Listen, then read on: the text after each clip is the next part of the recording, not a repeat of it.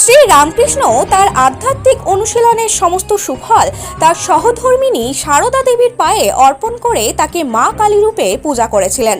শুধু তাই নয়, মা কালী তার সন্তানদের যাবতীয় অমঙ্গলকে নাশ করে মঙ্গলের আলোতে আলোকিত করেন। সেই কাহিনীকে পাথেয় করেই এই ফলহারিণী কালী পূজার প্রচলন। এই ফলহারিণী নিয়ে কালী পূজা সুখজোড়া রামকৃষ্ণ সারদা সেবাশ্রমে ভক্তি ভরে আয়োজন করা হলো। সুখজোড়া রামকৃষ্ণ সারদা সেবাশ্রম দীর্ঘ কয়েক বছর ধরে নিষ্ঠা ভরে এই ফলহারিণী কালী পূজা করে আসছে। এদিন নানান অনুষ্ঠানের মধ্যে এই কালী পূজায় এলাকার বহু মানুষজন সামিল হয়েছিল। ক্যামেরায় দিবাকরের সাথে সুনীল দাসের রিপোর্ট, RLM নিউজ।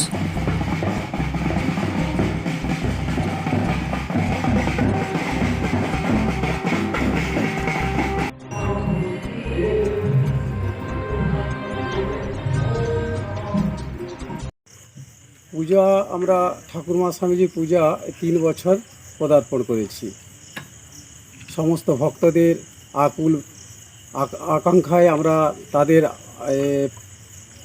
তাদের প্রচেষ্টাতে ঠাকুরমা স্বামীজির তাদের আহ্বানে যে মহারাজ এটি করতেই হবে, আমরা দীক্ষিত মানুষ, আমরা ঠাকুরমা স্বামীজির ভাবিত হয়ে এই যে ফলহারিণী কালিকা পুজো, মা সারদা দেবীকে ভগবান শ্রীরামকৃষ্ণ দেব মাতৃজ্ঞানে যে পূজা, মায়েদের মধ্যে যে সম্মান, সেই সম্মান ঠাকুর মাতৃ পূজার মাধ্যমে মানুষের মধ্যে মিলন করে দিয়েছে। মাতৃজ্ঞানে পূজা এটি সব অবতারের মধ্যে হয় না। এই ভগবান শ্রীরামকৃষ্ণ দেব এই প্রথম উনি দেখিয়েছেন যে মাতৃজ্ঞানে পূজা, নিজের স্ত্রীকে এই ষোড়শী জ্ঞানের পূজা। তিনি 12 বছরের ফল, ঠাকুর যে 12 বছর তপস্যার ফল মায়ের পায়ে সমর্পণ করে তিনি দেখিয়ে দিয়েছে মাতৃজ্ঞানে পূজার সর্বশ্রেষ্ঠ পূজা। এই ধন্যবাদ মহারাজ।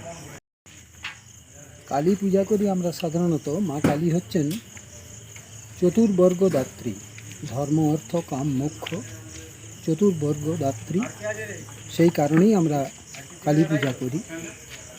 আজকের দিনে আমাদের এই মঠে মিশনে যে ফলহারিণী কালী পূজা হয়, তার প্রথম উদ্দেশ্য হলো যে আজকের দিনেতেই ঠাকুর শ্রীরামকৃষ্ণ পরমহংসদেব মা শারদেশ্বরীকে, সারদা দেবীকে তিনি আজকে ষোড়শী রূপে পূজা করেছিলেন এবং নিজের জপমালা তিনি মায়ের শ্রীপদপ্রান্তে অর্পণ করেছিলেন। এই উদ্দেশ্যেই আমরা আজকে সকলের মধ্যে মায়ের সে আশীর্বাদ যাতে ঝরে পড়ে, সেই উদ্দেশ্যেই আজকে আমাদের এই ফলহারিণী কালী পূজা। আপনার নাম? আমার নাম রণজিৎ কুমার ভূষণ, বাড়ি? বাড়ি ফুটকরা। ধন্যবাদ।